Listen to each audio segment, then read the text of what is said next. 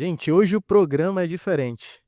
Na verdade, é uma exceção especial, porque quem normalmente está desse lado do microfone entrevistando, hoje está aqui como entrevistado. E é uma honra para todos nós aqui. Vou falar um pouco sobre o nosso convidado, que é o host desse podcast. Ele é professor, escritor, palestrante e referência nacional em contabilidade pública, com mais de 15 mil alunos treinados em todo o Brasil. Autor de obras que marcaram a área e, acima de tudo, dono de uma história de superação e propósito que inspiram milhares de pessoas. Estou aqui com o professor Diogo Duarte. Estou invadindo o seu podcast, na verdade. Invadido não, tu é sempre bem-vindo. É uma honra poder falar sobre contabilidade, um pouquinho de história, de vida e principalmente, Felipe, tá aqui contigo, que é um cara que eu já falei por várias vezes que eu admiro muito. E bora pra cima. Vamos lá. Eu aqui invadindo como host, hoje vou te fazer umas perguntas importantes que tenho certeza que faz sentido para todo o teu público. Depois ali também tem um Baby Casp. O Baby Casp tá aí, tá? Tá só na espreita. Já já vocês vão ouvir a voz dele aí também. Só tem um detalhe, ele não aparece. Ah, É é. meio sombra. Faz o suspense. O Baby Casp é o mais novo da Casp Online já há quantos anos, Baby? Parei de contar no 6º ano. No 6º ano. Ele já deve estar quase uns 10 anos sendo o mais novo da Casp Online. Legal. O queridinho dos nossos clientes, amado por todos, e aparece muito pouco. Ele tá nesse mistério, mas estamos de olho aqui, viu, baby? Tá por aí, tá pela retaguarda. Vamos lá, professor. Vou fazer algumas perguntas que eu acho que é interessante para todo o teu público, às vezes por curiosidade, às vezes para quem já pegou tua caminhada na trajetória, né? Que chamado foi esse que te tirou da teologia, passou pela física, entrou na administração e te levou até a contabilidade? Conta um pouco pra gente sobre essa trajetória. Maravilha, pergunta profunda, viu, Felipe? Não, aqui a galera se preparou. Para já começar, olha, na minha carreira, eu sempre tive um propósito e uma vontade muito grande de conhecer Deus. Então sempre foi o grande chamado da minha vida. Então, quando eu estava terminando o segundo grau, na época segundo grau, eu queria fazer teologia. E aonde eu estava em Porto Alegre, estava meio difícil de conseguir a teologia. Eu falei, bom, então eu vou tentar física. Porque eu sempre pensei que, ou entendendo a teologia, as escrituras, ou entendendo a física, eu chegaria em Deus. E no final eu fiz contabilidade. Perfeito. A contabilidade por necessidade de sobrevivência. Eu me lembro de ler numa revista que a contabilidade era uma das profissões na época, eu estou falando isso de 20 anos atrás, mais de 20 anos, em que ninguém ficava desempregado, ficaria só se quisesse. E eu precisava muito trabalhar. Então, quem trabalha aí no dia a dia, quem vem de uma base pobre, né, financeiramente, sabe a necessidade. E aí eu fui fazer contabilidade. Mas só que antes disso, eu estudei administração, fiz técnico em contabilidade também, e antes disso tudo, eu vendi macarrão de porta em porta, eu vendi outras coisas, eu fui estagiário do Banco do Brasil. Então, assim, existe uma jornada por trás que, de certa forma, tendo que vender de porta em porta, acabou me abrindo a mente para algo mais direto, de pessoas. E quando eu fiz contabilidade, eu não enveredei para fazer contabilidade. Eu fui para lidar com pessoas. Interessante isso. Perfeito. Então, desde a teologia ou a física, que eram meus grandes objetivos, entender Deus, e hoje eu entendo, né, nessa conjunção, na minha visão de hoje, que tudo levaria a pessoas. Ou seja, quem entende verdadeiramente a palavra de Deus quer se conectar com pessoas, né, quer estar em comunhão. E dentro da contabilidade eu descobri essa chama de ensinar, essa chama de querer. Embora eu viesse de uma fobia social, um pânico em lidar com pessoas, que foi curado a partir de muita PNL, de muitos treinamentos, juntando os miúdos para fazer treinamento. Perfeito. Então, quem veja você hoje preparado, falando, palestrando, não faz ideia da trajetória que tu teve, né? Não tem ideia, não tem ideia. Quando vê pronto, né, não vê o processo. É por isso que a gente está aqui nesse podcast hoje, É vai verdade. desvendar tudo isso. E me diz uma coisa, professor, qual foi o papel da sua mãe na sua vocação como educador? Ah, fundamental. A minha mãe, ela sempre foi e ainda é a minha inspiração como professora. Eu me lembro, menino, ah, pequeno assim, a minha mãe tinha uma escola em casa, ela e o meu avô, de reforço escolar. Minha mãe dava português e inglês e o meu avô matemática, física e química. Então eu cresci nesse ambiente. Então as pessoas que eu mais amava na vida, minha mãe e o meu avô, meu pai foi ausente, eu via isso no dia a dia. Eu acordava de manhã, tomava banho e batia o sapato para tirar pó de giz. Então a minha casa sempre foi, onde eu morava na minha infância, um e-mail de giz, tec, tec, tec, máquina de escrever, a mãe preparava De material de datilografia, né? datilografia, tanto que eu aprendi datilografar muito cedo, e nesse ambiente, muito bacana. E eu via a minha mãe dando aula, eu estou falando isso agora de 30 anos atrás, né, 40 anos atrás. Quando eu via a minha mãe dando aula, eu observava uma aula diferente. A minha mãe sempre foi diferente. Ela não dava aquela aula tradicional, ela fazia o aluno pensar. Tá, aí tal coisa, aí questionava, e aí os alunos saíam muito encantados, e isso mexeu muito comigo. Quando eu comecei a dar aula, eu não tinha dúvida nenhuma que era nesse caminho que eu ia seguir. A didática, o desenvolver o raciocínio, que hoje eu creio que seja o meu diferencial nas aulas. Não dar aula por dar aula, não, eu quero dar o melhor, eu penso na didática, e isso poxa, eu devo à minha mãe, assim, em todos os aspectos. Pô, que maravilha, foi a tua primeira inspiração, né? Primeira inspiração. Sem dúvida nenhuma. E atualmente inspiração. Ela assinava, tu vê, a gente vai conversando e as coisas vêm vindo na mente, né. Ela assinava muito forte Linda Duarte. E hoje, coincidência ou não, eu sou Diogo Duarte, né, na minha assinatura, a minha marca é Diogo Duarte. Então é minha inspiração, a mãe é sensacional. Olha mãe, aqui ó, coraçãozinho.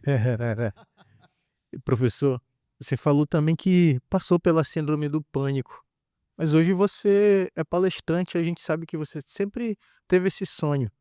Como foi ter a síndrome do pânico e sonhando ser palestrante, né? Tendo esse sonho? É interessante. Quando eu quis ser palestrante, também foi uma questão vocacional no meu coração. Mas eu sabia que eu não podia. Eu me lembro, Felipe, de perguntar para colegas de profissão, o Daniel, o Jefferson, pessoas muito próximas na Universidade Federal do Rio Grande do Sul, na URGS, e eu falava: "O que que vocês acham?". Eu me lembro, não me lembro qual dos 2 falou: "Diogo, mas tu queres o quê? Tu queres ser político?". Eu falei: "Não", porque na época, foi isso muitos anos atrás, não tinha muito essa vocação palestrante. Hoje, com as redes sociais, isso é normal. Sim. Eu falei: "Não, eu quero, palestrar em contabilidade". E como eu tinha muito forte a fobia social, de realmente travar, eu chegava no shopping, eu ficava travado, De parado, ver muita gente. muita gente, eu não conseguia ter essa interação, eu comecei a pensar o seguinte: o pouco que eu ganho, e realmente era pouco, eu vou ter que juntar para fazer um treinamento de oratória. E aí eu fiz. Em Porto Alegre eu recomendo fortissimamente o Leuclides Marcon, que além de professor de oratória, ele é especialista em PNL, neurolinguística. E ali ele me falou uma coisa que me marca até hoje. Ele falou assim: "Diogo", e hoje ele é um grande amigo. Ele falou: "Diogo, se você está inseguro, finja que tu está seguro, porque as pessoas não sabem o que está dentro do teu coração. Elas vão saber o que tu transpassar para elas, o que tu transmitir". E eu me lembro na minha primeira aula, eu falei: "Eu vou fingir que eu estou seguro". E eu me lembro que essa primeira turma, eu tenho registros, até vou colocar na tela. Eu era o mais novo, e era um treinamento de fechamento de balanço público, imagina, uma aula casca grossa. E eu tinha na turma os melhores contadores do estado do Rio Grande do Sul. E eu era o mais novo e talvez o menos experiente. E eu falei: "Eu vou fingir, na minha mente o tempo inteiro, que eu estou seguro". E ao final do treinamento, eu me lembro uma participante, que inclusive vai ser convidada do podcast, e ela falou: "Diogo, como você consegue falar tão bem e não ter medo de falar?". E eu falei: "Opa, agora eu acho que eu entendi". A dica deu certo. Deu certo. E aí eu fui fingindo, fingindo, fingindo, fingindo, até que eu não precisei fingir mais. Aquilo se tornou natural. Só que tem um pequeno detalhe, para quem está nessa jornada, eu sei que, por exemplo, o Diego Irigoyen, contador-geral de Pomerode, eu indiquei o curso do Leuclides, ele fez e hoje está explodindo nas palestras. O que eu quero dizer? eu me preparei para ser um palestrante. E aí, Felipe, eu nem te falei isso, Baby Casp, tem um efeito colateral. Qual é o efeito colateral? Eu tinha palestras, muitas das vezes, para 500, 600. Eu me lembro no interior do Rio Grande do Sul, acho que foi Veranópolis, não me lembro a cidade exata, mas era num teatro para 2.000 pessoas. Eu me saía muito bem. Mas quando eu sentava numa mesa, que as pessoas, professor, vamos sair para jantar, para almoçar, eu travava. Eu suava. Muitas das vezes eu recusava sair. E aí eu fui trabalhando isso na minha mente. Eu preciso me conectar. Então isso é uma jornada. Para aqueles que têm fobia social, têm timidez, é possível, totalmente possível, mas respeitando os seus limites, procurando evoluir. Hoje, por uma decisão, eu falei, eu não quero estar preso a isso, eu consigo estar aqui contigo, conversar com o Baby Casp, eu consigo estar num restaurante, numa mesa, em grupos pequenos. Então eu creio que hoje eu não sou mais um fóbico social e também não sou mais uma pessoa tímida, porque eu mudei o comportamento, e o Sim, comportamento mudou a minha mente. perfeito. Professor, durante essa sua fala agora, muito importante, você falou sobre lá no começo, o pouco recurso que tinha, você investiu, né, em se aprimorar em cursos. Como é ter essa mentalidade, eh, de pegar o pouco recurso que tem e investir em se aprimorar? Como é que faz para ter esse tipo de mentalidade, em confiar em si mesmo para investir? Muita gente não pensa dessa forma. Maravilha, maravilha. Eu creio, Felipe, que a nossa mente ela se expande na medida que nós temos uma visão de futuro. Eu, embora tivesse fobia social, fosse com um recurso muito escasso, eu não me via naquela situação. Então eu me lembro de anotar o que eu queria ser daqui 10 anos, eu anotava em caderno e, por incrível que pareça, tudo se concretizou. Então quando eu me via no futuro, para eu chegar lá eu sabia que eu precisava passar por capacitação. E para passar por capacitação eu tinha que investir. Para investir eu não tinha dinheiro, eu tinha que poupar. Então essa visão de futuro fez com que eu poupasse. Assim como hoje eu não me vejo daqui 10 anos como eu estou hoje, eu já tenho uma visão de futuro. Então essa Poxa. visão de futuro é muito importante. Eu lido hoje com muitos alunos que são funcionários públicos e muitos não querem ser funcionários públicos. E eu pergunto, mas por que você é funcionário público? Ah, porque me dá estabilidade. Mas o que você quer? Ah, eu quero empreender. Então te imagina empreendendo, porque aí você vai estudar, você vai criar suas metas. Então essa foi a grande diferença. Eu estava com fobia, eu estava pobre, eu estava, mas eu não me via daquela forma no futuro. E aí eu comecei a mexer recursos. É óbvio que eu ouvi que isso não ia dar em nada, eu ouvi coisas que eu não queria ter ouvido, mas isso também me impulsionava. Então, eu acho que é essa a visão de futuro. Hoje, muitos dos que nos ouvem, eu sei que estão nessa situação. Ah, eu não nasci para isso, eu não sou isso. De forma alguma. Se aquilo está ardendo no teu coração, se você sente que é uma vocação, basta você se imaginar no futuro e cria metas e vai para cima. Então, eu gosto de trazer a minha história para poder motivar as outras pessoas. Não define. Olha, eu fui descobrir agora, hoje, né, tu me falaste que tem dislexia. Sim, Eu jamais podia imaginar. Você traçou o teu rumo, você teve a tua visão de futuro, transformou o que poderia ser um problema e te paralisar, e hoje você tem uma empresa maravilhosa, você tem funcionários, colaboradores. É sobre isso. Então a gente não pode se agarrar nas dificuldades e dizer eu sou isso e travou e pronto. Não. Daqui a pouco isso pode ser um testemunho, como tu tens um testemunho maravilhoso, a fobia social que eu tinha é um testemunho maravilhoso, perfeito. e assim a gente vai agregando esse mundão. Maravilha, professor. Obrigado por compartilhar um pouco da sua história com a gente também. Mas tem uma participação especial que são dos seus seguidores do Instagram que mandaram perguntas lá. E o responsável por fazer essas perguntas é o nosso queridíssimo Baby Casp. Baby Casp, como tá por aí? Tá tudo bem por aí? Tá frio? Conta pra gente. Agora eu tô sentindo frio. Ah, maravilha. Que bom, que bom. Baby Casp, tem pergunta dos seguidores do professor aí? Qual é a pergunta deles? Faz aí pra gente. Isso, lembrando, Filipão, essas perguntas é do pessoal que mandou na caixinha do @professor Diogo Duarte. Maravilha. Sempre antes de episódio, eu vou postar no @professor Diogo Duarte, selecionamos algumas perguntas. Toca a ficha, baby. Pergunta da Tati Florencio. Podemos definir os bens que não serão patrimoniados dentro do município? Excelente pergunta, Tati. Tati Florencio. Pronto. A questão é a seguinte: é possível sim definir o que não vai ser tombado. Existem duas definições que nós temos que fazer. Inclusive, isso eu vou falar em João Pessoa, lá no dia 9 e 10 de outubro, no treinamento, viu? Nós vamos falar em João Pessoa. Existe a definição do que não vai ser tombado por conta da relação custo-benefício, ou seja, olha, o bem é permanente, mas eu não tenho condições por valor de tombar, porque senão eu vou gastar mais no tombamento do que no valor do bem. Isso é uma forma de você definir o que não vai ser tombado. E aí eu faço um estudo que eu vou apresentar no treinamento presencial. A outra forma é você definir o que é permanente e o que é consumo. Então tem muita coisa que muitas das vezes a gente coloca como permanente e é consumo. E aí já vai sair uma boa parte. Também vamos trabalhar isso em João Pessoa. Mas, Tati, pensa o seguinte: essa definição ela tem que ser conjunta, ela não é só do patrimônio, vai ser patrimônio, contabilidade, área de orçamento, área de licitações. E aí, se todo mundo concorda, a gente entra com um parecer, com 2 pareceres, relação custo-benefício e também a questão da classificação da despesa, e aí a gente vai conseguir fazer isso no âmbito do órgão como um todo, e não só do patrimônio, porque essa luta não vai ser só do patrimônio, vai ser patrimônio, contabilidade, área orçamentária e licitações também. Então eu já deixo claro que eu convido para João Pessoa, porque isso vai ser trabalhado exaustivamente junto com o lançamento do livro.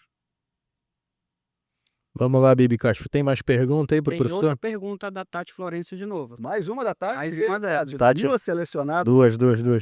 Muitas baixas por perdas de inventário pode causar problemas com o TCE?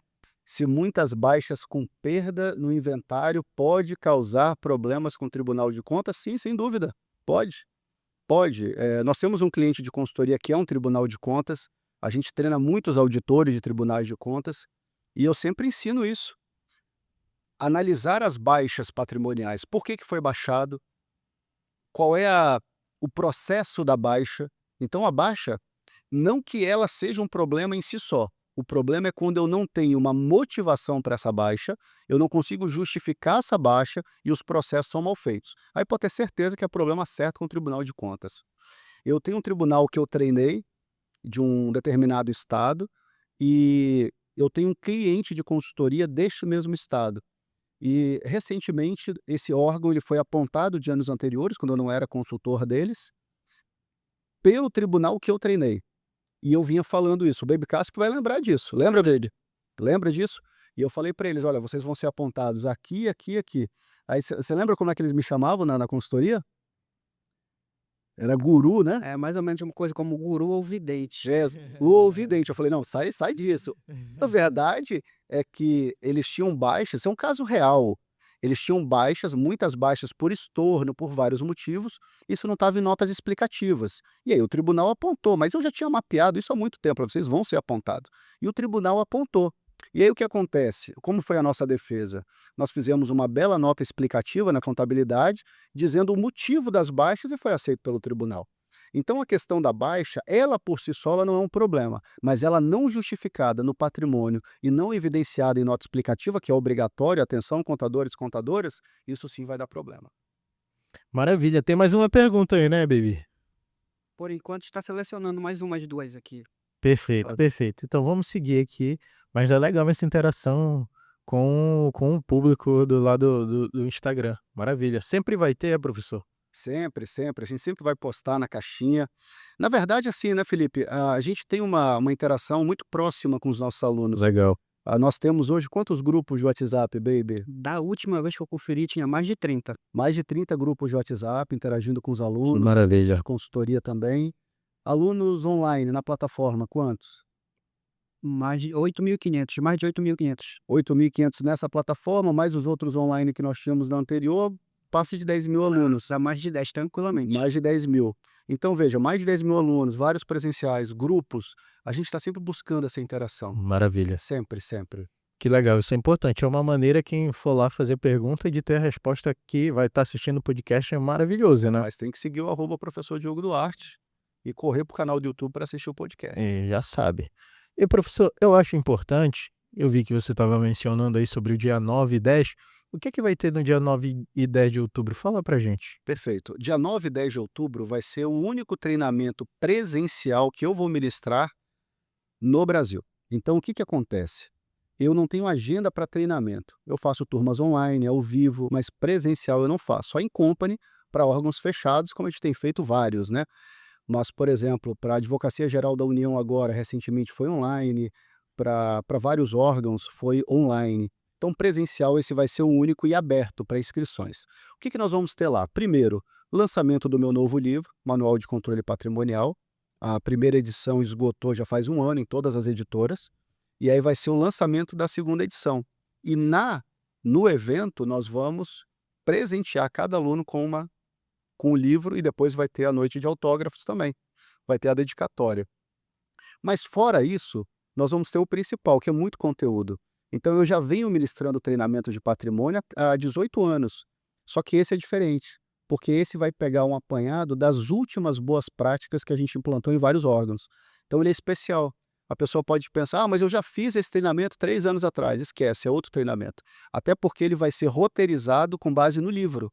Cada capítulo do livro vai ser um momento para o treinamento. É como se você estivesse lendo o livro com o comentário do autor do lado.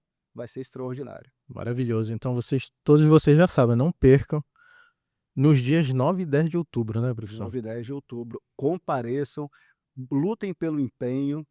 Aqui eu acho que você consegue colocar o link, Sim, né? A sim. turma consegue colocar o link. Vamos deixar o link do podcast todo. Pronto. Deixa o link em todo o podcast. Vou dizer algo para vocês, gente, é imperdível. Vai ter outra turma esse ano? Não vai ter outra turma esse ano.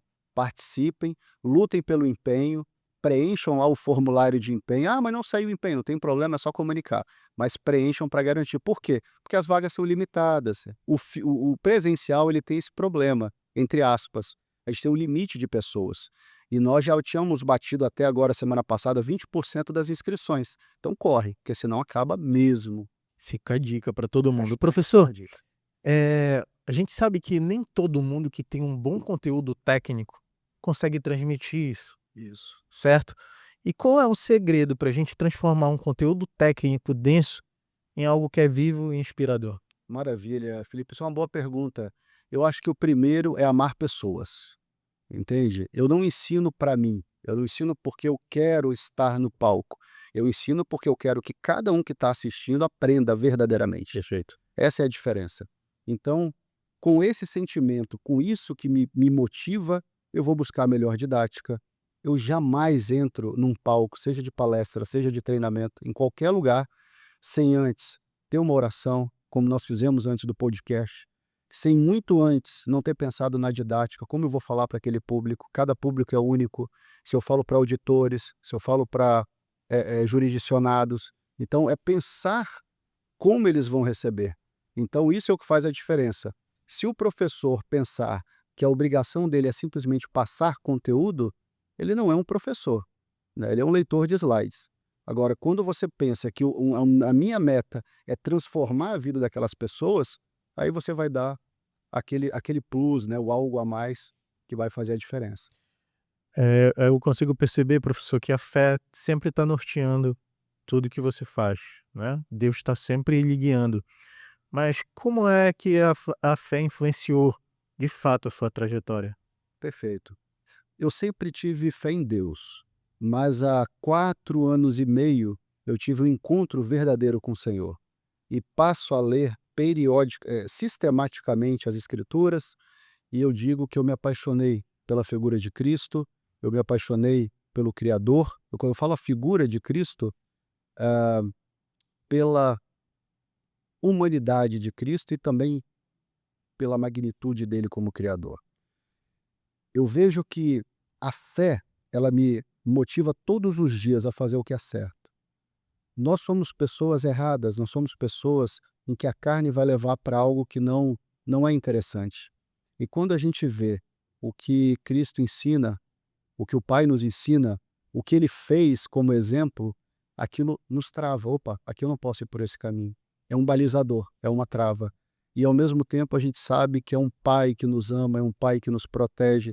Então a fé ela é isso, ela é um conjunto, uma completude do ser. Até antes dessa fé, obviamente, eu vivia cuidando do corpo, cuidando da mente, mas não cuidava da alma. Hoje a alma para mim ela é o essencial. A alma para mim ela tem mais valor. Até porque quem vai morar na eternidade é a minha alma, não é o meu corpo físico. Então, são as mudanças de valores e a paz que tudo isso traz. Porque para quem tem fé, não existe outra coisa que prove aquilo que a gente vê que não a fé. A fé, ela é a certeza do que há por vir e ela é a prova daquilo que não se vê. Então a fé por si só ela já basta. Então a fé para mim hoje ela é o norteador. É claro que para aqueles que não creem, eu vou ter o mesmo amor como para aqueles que creem. Inclusive a gente falava isso antes do Sim, podcast. perfeito. Mas é claro que a gente sabe o que a fé traz de benefício, o que crer em Deus traz de benefício real. Não é a religiosidade, não é criar regras, eu tenho que obedecer isso, aquilo, não, não. É se entregar para o Criador, se entregar verdadeiramente. Eu tenho um filho de 9 anos, Paulo Vitório. Esses dias ele falou assim para mim, ele falou, pai, eu quero, o que que ele queria? É alguma coisa com fio.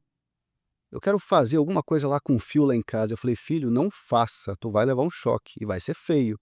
Ah, mas eu quero, mas eu quero. Chega uma hora que eu falei, então vai. Se tu quer, vai. Mas é um de olho, né? Se ele fosse mesmo, eu ia puxar ele, que o choque ia ser feio. Eu vejo que a nossa relação com Deus é a mesma coisa, sabe? Ele está dizendo, filho, não vai, não vai. Ah, mas é prazeroso, mas é gostoso, mas é bom, agrada os olhos. E aí a gente vai. Aí, puf, cai. Aí ele traz a gente de volta. Poxa, filho, eu avisei. Essa é a relação da fé. A fé real, a fé genuína. Maravilha, professor. Professor, Foi quase uma pregação, né? foi que ótimo, que ótimo. Para quem para todo mundo aqui está sendo inspirador. Vários livros escritos pelo senhor, mas sempre tem aquele que é especial, certo? Fala pra gente qual é o livro que é mais especial pra ti e o porquê ele é tão especial assim. Ah, sem dúvida. Baby Castro, pega aí na mochila, por favor. É o meu capa preta. Não, são um dos que eu escrevi, tá? Não é a Bíblia é, mas, Sim, sim, sim. mas esse aqui do que eu escrevi, sem sombra de dúvida. Ah, o Baby não pode aparecer. Não, não, não, não estraga, não estraga. Faz todo um mistério. É esse aqui, Felipe. Ah, que maravilha. Manual de Controle Patrimonial nas Entidades Públicas, primeira edição. Tá aparecendo aqui, Carol, no professor? Esse aqui é o especial. Esse aqui foi prefaciado pelo Paulo Henrique Feijó, meu amigo mestre em contabilidade e finanças, um dos maiores nomes do país. E eu me lembro que eu escrevi de uma forma que me vinha à mente, didática, como se eu estivesse em sala de aula. E eu acho que as pessoas entenderam isso e gostam por causa disso. E é a segunda edição que eu estou lançando agora, Que em João maravilha, Pessoa, que maravilha. 13 anos depois. 13 anos depois. Que lembrando que vai acontecer nos dias 10 e 9 de outubro, né, professor? 9, 9 e 10. 9 e 10 9 e de 10. outubro. E no QR Code, que tá o podcast inteiro, já garanta a sua vaga, porque tá limitado, né, É professor? limitado. É limitado. A Então, gente lançou faz pouquíssimo tempo e puf, deu uma explosão de inscrições, graças a Deus. como sempre, todos os seus cursos é explosão. Que bom. Mas muito legal. Inclusive, não é minha área, mas me interessei só pela didática. Maravilha. E aprendendo que é demais, né? Vamos comprar o curso, viu? Inclusive, professor, falar em comprar curso, por falar em comprar curso, você também é um leitor voraz. Sou. Isso ajuda na didática, no ensino, essa veracidade pela leitura, gostar de aprender um pouco de cada coisa. Ajuda muito, muito, muito. A leitura, ela ajuda a organizar as ideias. Então eu sempre gosto de ler uma leitura, um romance. Eu estou lendo Helena agora, do Machado de Assis, Legal. né, para aquela imaginação, eu acho fantástico. Antigamente eu lia muito Harlan Coben, que era um policial, mas muita morte eu Deixou pra lá. deixei de lá. Agora eu voltei para o Machado de Assis. E a Bíblia? A Bíblia, ano passado eu li ela inteira, e é um livro muito complexo, mas foi uma experiência transformadora e eu estou na segunda leitura esse ano. Vou concluir esse ano a segunda leitura completa em 2 anos. E fora a Bíblia, eu gosto de ler também romance e alguns livros técnicos. né? Eu recebi agora do Jorge Carvalho um exemplar do novo livro dele de auditoria, do Jefferson também, um dele sobre imposto de renda, e eu gosto de ler. Mas principalmente a Bíblia e alguns romances que fazem a mente dar aquela ampliada, mais parecida. Que maravilha. E o que é ensinar para o senhor? O que é o quê, perdão? Ensinar. Ensinar é uma forma de servir. É uma forma de servir. Tem uma passagem na Bíblia, em Colossenses, que ele fala assim: tudo o que você fizer, faça de todo o coração como sendo para o Senhor, não para homens. Então, ensinar para mim, ele é isso. É eu chegar para falar como se fosse para o Senhor. Eu falo, Senhor, isso aqui é especialmente para ti. Porque na medida que nós ensinamos, a gente está transformando. E se é um ensino verdadeiro, uma transformação real, para mim aquilo é para o Senhor. Porque os filhos dele todos vão ser beneficiados. Por exemplo, hoje eu ensino gestão patrimonial, então eu sei que a gestão patrimonial vai melhorar a administração pública, que vai gerar melhores resultados para aqueles que precisam, o paciente, o aluno, esse é o resultado final. E hoje também eu tenho a honra de ensinar sobre as escrituras, ensinar como a Bíblia funciona. Muita gente me pergunta, poxa professor, como é que é? Aí eu já tenho um canal do YouTube só para isso, eu ensino, eu direciono muitas pessoas. Então ensinar é se doar, é servir. E eu amo, eu particularmente amo. Como eu falei, minha inspiração, minha mãe e meu avô, e eu tô só seguindo o rumo. Maravilha, que incrível. E para o pessoal que está assistindo, já se inscreve no canal aqui, né? Ah, com Do certeza. podcast, do Pode Tombar, que é importante para crescer, compartilha com os amigos. Aqui é uma maneira de ensinar, um bate-papo mais informal, né, professor? Onde tem perguntas, recebe vários convidados importantes. E Mas, o canal do YouTube Pode Tombar e também Professor Diogo Duarte. Todos os episódios vão estar nos dois. maravilha, incrível. Baby Casp, como estamos de pergunta? Temos perguntas aí? Eu selecionei mais uma aqui. Para uma baixa ser cancelada, qual procedimento usar? A Márcia Santos mandou. Márcia, por uma baixa ser cancelada, então deixa eu entender. Bom, quem está me ouvindo tenta acompanhar meu raciocínio. Pelo que a Márcia falou, ela fez uma baixa e ela quer cancelar uma baixa. Isso vai depender do caso, porque para eu cancelar eu tenho que saber como foi feito. Mas basicamente se ela já tinha um processo de baixa, Márcia, se você já tem um processo de baixa, você vai incluir a motivação do cancelamento. Isso é o mais importante. Mas, professor, eu não tenho um processo de baixa. Aí você vai abrir um processo de cancelamento. Sempre processo administrativo, não é um processo de responsabilização. É o processo de reunião de documentos. Então, por exemplo, eu tenho vários clientes de consultoria que usam o sistema SEI, eu tenho vários clientes que têm um sistema próprio, como os tribunais de contas.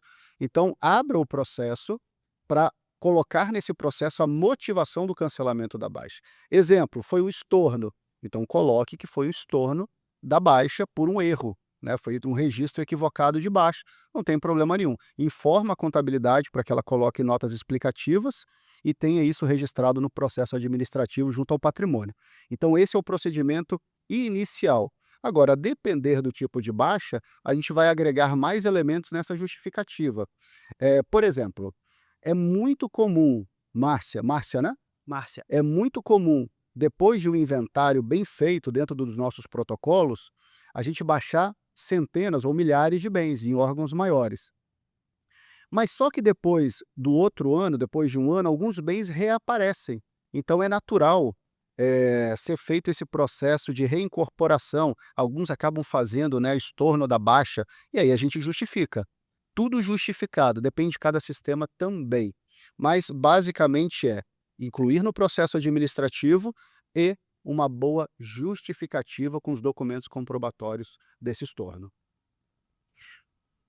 Baby Casp, tem mais uma pergunta ou tá ok? Tá, que eu vou selecionar mais uma para a próxima. Maravilha, o Baby Casp está na ativa, né? Atento, né? Na verdade, sabe o que é, professor? É o frio. O frio deixa a gente ligado. Por isso, tá vendo? Tá todo ali Tá esperto. passando. E por falar em Baby Casp, eu acho que ele que fez essas perguntas que tá bem aprofundadas, assim. Não, ele faz a seleção. Né? Tu sabe que o Baby Casper ele tá comendo um moranguinho do amor. Cabe. Tá tudo explicado. Agora eu entendi, Baby Casp. Professor, vamos aqui falar um pouco sobre missão e futuro. que eu acho importante, já que a gente está falando da sua trajetória, da sua vida. Qual foi o momento mais decisivo da sua vida até agora? Meu batismo. Sem sombra de dúvida, meu batismo. Reconhecer Jesus como meu Salvador. Nenhum outro tem mais impacto do que esse. Nenhum outro.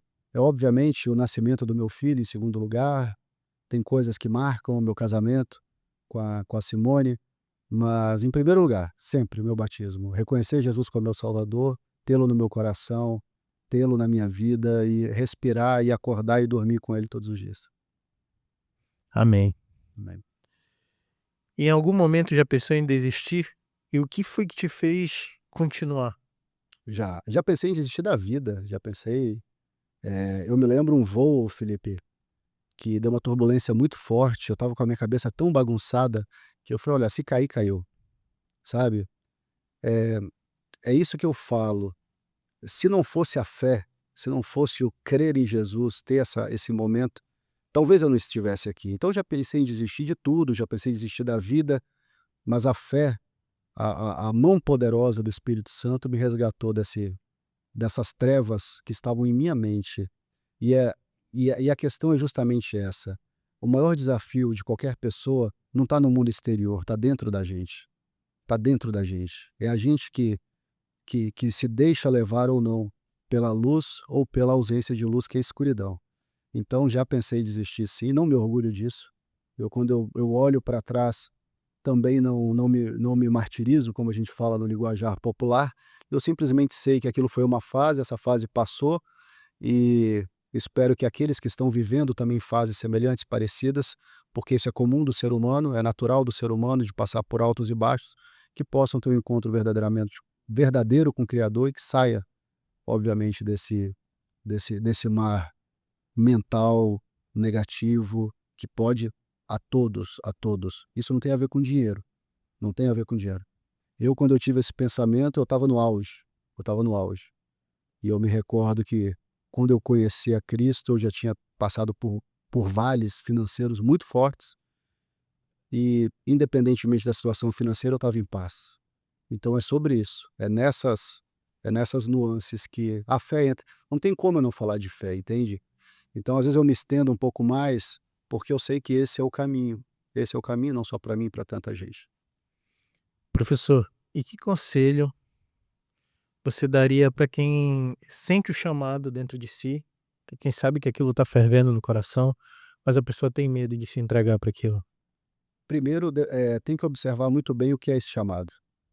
Por exemplo, tem um homem que teve um chamado no coração e seguiu o seu chamado e fez um trabalho que atendeu ao chamado dele, Hitler, um chamado maligno. Então tem que tomar um cuidado com esse chamado.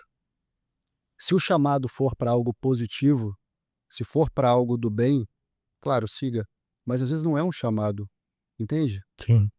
Eu digo porque existem, existem os dois lados da moeda, o lado da luz e o lado da escuridão. Então, se o chamado arder no teu coração, mas você estiver conectado com o espiritual, sabendo que aquilo é algo positivo, que vai agregar, que vai somar, isso é um filtro muito importante. Vai, ore e vai. Mas se vê que aquilo pode ser algo destruidor, te afasta. A melhor forma, Felipe, que eu vejo hoje é: faz um afastamento de rede social.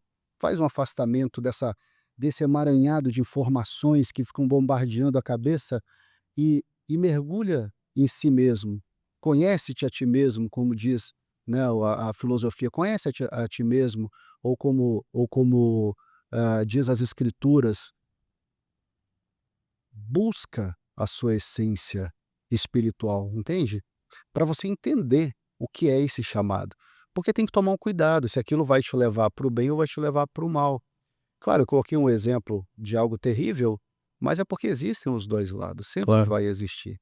Por exemplo, eu tenho conhecidos não, pouquíssimos conhecidos, que achavam que o chamado era festa, era balada, e eu vou seguir o meu coração, e não era. E hoje estão tentando reabilitação, questão de toxicômano, né, de drogas, de bebida. Então, assim, não era o chamado dele, entende? O chamado dele era algo muito maior, e ele caiu numa ilusão, que contaram para ele: olha, isso aqui é a tua vida, tu é assim. Então tem que filtrar. vai agregar, vai somar, e isso só se a gente se interiorizar, né? E se esvaziar de si, dos velhos conceitos, para tentar renascer, para tentar ter uma vida diferente. Incrível. Baby Caspos, me fala uma coisa. Como está o morango do amor? Que tá em alta, né? Tá em alta, Baby Caspos. Baby Caspos, temos a última pergunta, seria isso? Isso, tem mais uma, só que a do Moisés eu não entendi direito. Ela é assim, informação. Quando houver movimentação de bens, Ele só falou isso. e só isso, Como era a primeira parte? informação. Informação. Quando houver movimentações de bens. E Moisés, o Moisés ele brinca, né? Qual é o apelido que ele me deu nas redes? Como é o Yoda, né? É o Bezioda do patrimônio. Yoda do patrimônio. Moisés, assim, numa movimentação de bens, eu tenho que entender se essa movimentação é interna ou externa. Eu entendi, eu acho que você está buscando informação sobre isso. O que é interna? Ela é dentro das unidades gestoras. Então, por exemplo, eu estou na Secretaria de Educação e estou fazendo movimentação dentro da Secretaria de Educação. E tem a externa, da educação para a saúde, ou do gabinete, enfim, entre unidades gestoras. Em ambos os casos, eu tenho que documentar isso e eu tenho que ter a assinatura. Por que assinatura? De quem transfere e de quem recebe. Em ambos os casos, dizendo que quem transferiu teve a descarga da carga patrimonial e quem recebeu tem a carga patrimonial, independentemente do nome que você dê para o documento, que vai depender da legislação local, que a gente cria isso o tempo inteiro na consultoria. Vai ser o termo de transferência interna, termo de transferência externa, independentemente. Tem que ter um com a descarga patrimonial e outro com a carga patrimonial. Esse é o foco. E aí, a partir disso, você atualiza o sistema. Então, são duas bases. Primeiro, a atualização do sistema e o documento que dá suporte para essa atualização do sistema. Então, se o tribunal for auditar, por exemplo, você tem documentalmente os dois transferindo e você tem no sistema. Aí você vai me dizer, eu sei que muitos estão pensando isso, mas o pessoal transfere e não comunica. Tudo bem, na hora do inventário, quando vocês identificarem, notifica o responsável pelo bem. Ele tem que ser pelo menos notificado. Você pode até ajustar, mas ele tem que ser notificado. E aí, depois de uma segunda, terceira, quarta notificação, isso pode estar em norma interna, pode ser aberto um processo administrativo disciplinar. Hashtag fica a dica. Maravilha. Professor, a gente já está indo para a parte final. Já? Já, do Pode Tombar. Voou. Segundo o roteiro de Baby Caspos. Baby Caspos. Ele que preparou tudo isso. Nosso morango do amor. Nosso morango do amor. Mas, professor, antes de terminar, reforça pra gente o que vai acontecer nos dias 9 e 10 de outubro, lá em João Pessoa. 9 e 10 de outubro, meu queridíssimo Felipe, nós vamos encontrar o Brasil inteiro. Nós vamos ter pessoal da Justiça Federal, da Justiça Federal Estadual, nós vamos ter tribunais de contas, nós vamos ter da Justiça Eleitoral, prefeituras, Corpo de Bombeiro, Corpo de Bombeiro, Universidade Federal, o Baby que gerencia as inscrições, Secretaria de Saúde, Secretaria de Saúde, todo mundo reunido para falar, mergulhar, respirar melhores práticas em patrimônio e também tendo um livro novo exemplar autografado. Não será esse, será o novo, dedicado e autografado por mim. Mas, Diogo, se não der tempo de autografar, nós vamos fazer autógrafo em vários momentos durante o treinamento. E, obviamente, até no almoço eu vou estar dedicando, viu, baby?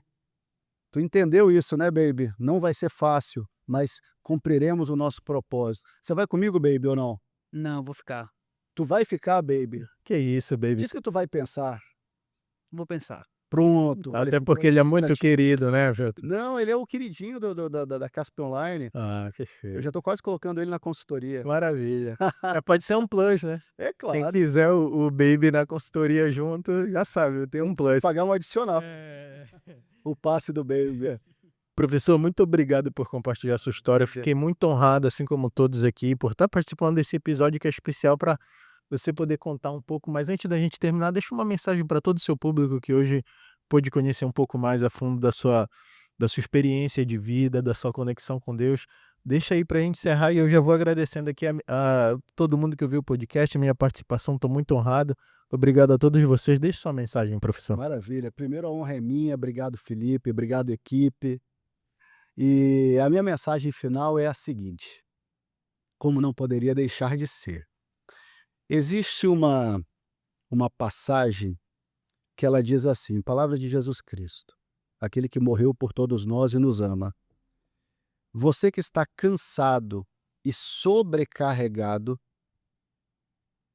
eu vos darei descanso, porque o meu fardo é leve e o meu jugo é suave. Nessas palavras, Jesus diz que quem está com uma carga de 1 tonelada nas costas, que não está conseguindo carregar, ele carrega por nós. Não tem o que nós possamos fazer, Felipe, que nos garanta a salvação, nem nessa terra e nem no tempo que há de vir, porque ele pagou o preço. Ele pagou o preço. Ele é o nosso Criador, veio na terra, se diminuiu, foi humilhado, foi cuspido, foi crucificado e perdoou. Ele é a salvação. Ele não é julgamento, muito pelo contrário, nós já estamos condenados. Ele é o Salvador. É ele quem vem e diz assim, sai desse buraco, porque eu te quero lá no céu. E lá nenhum olho viu, nenhum ouvido ouviu as maravilhas que hão de vir. Então a minha mensagem final é essa. Procure a sua fé, ache-a em algum lugar. Procure as Escrituras, porque a volta está próxima. E isso fará a diferença na sua nova morada, que é a eternidade. É isso. Maravilha, gente. Até o próximo episódio. Obrigado, professor. Valeu, Filipão. Valeu, gente. Maravilha, maravilha.